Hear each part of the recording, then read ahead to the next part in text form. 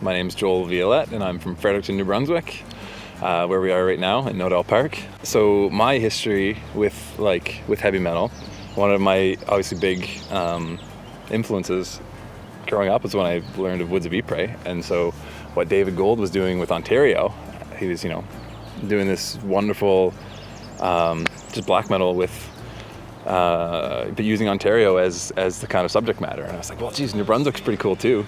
And so I think that's probably where I kind of got the idea. And so I think that Thrawsunblat is a sort of a New Brunswickification of Scandinavian metal. In its attempt is to transport listeners here. And sometimes, you endeavor to do things. Sometimes you succeed, sometimes you fail. But I think for the most part, from what I've heard, it tends to do the trick. So we played our first ever live show last week. And we played at the Wilson's Room as part of the Living Roots Festival. So there's a huge folk scene in Fredericton. So I managed to get drummer, bass player, fiddle player. And so we did an acoustic heavy metal show.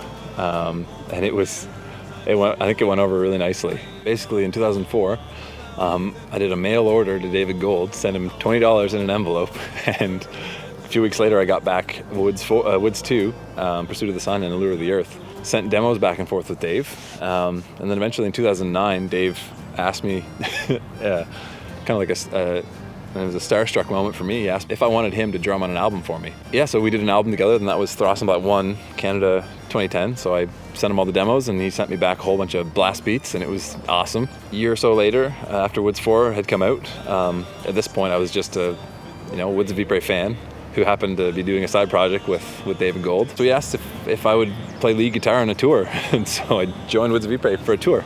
And we started in Sault Ste. Marie and basically toured all the way over to Vancouver, went all the way down to Los Angeles, and all the way across to Florida, then back up the East Coast. We did the 2011 tours in May and June, and then had to part ways with our drummer and bass player.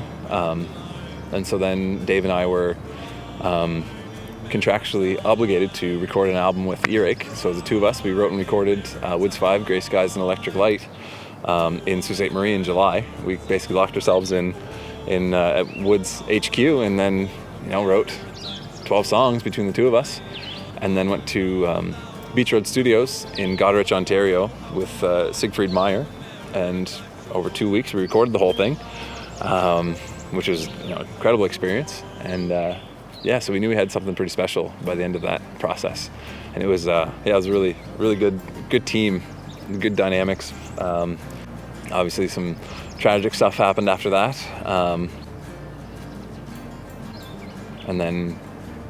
but we won. Then we won the Juno, which was pretty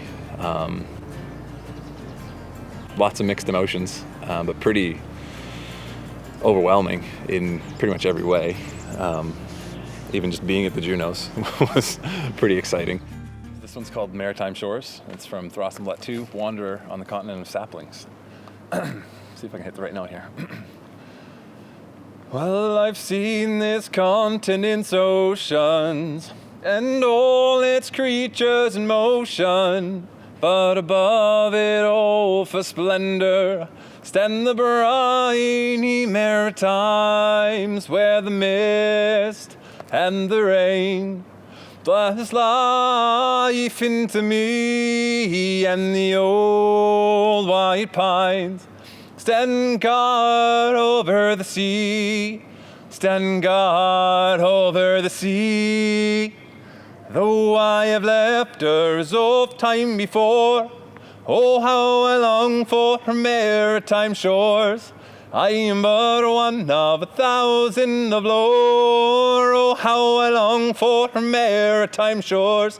Oh, how I long for her maritime shores.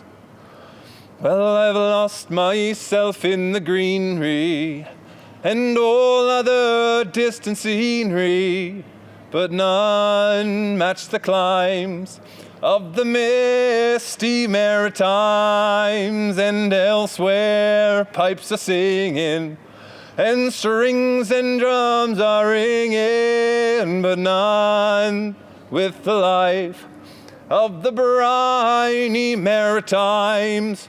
the briny Maritimes.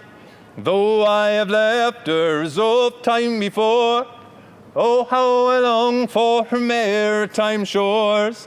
And I am but one of 1,000 of lore. Oh, how I long for her maritime shores.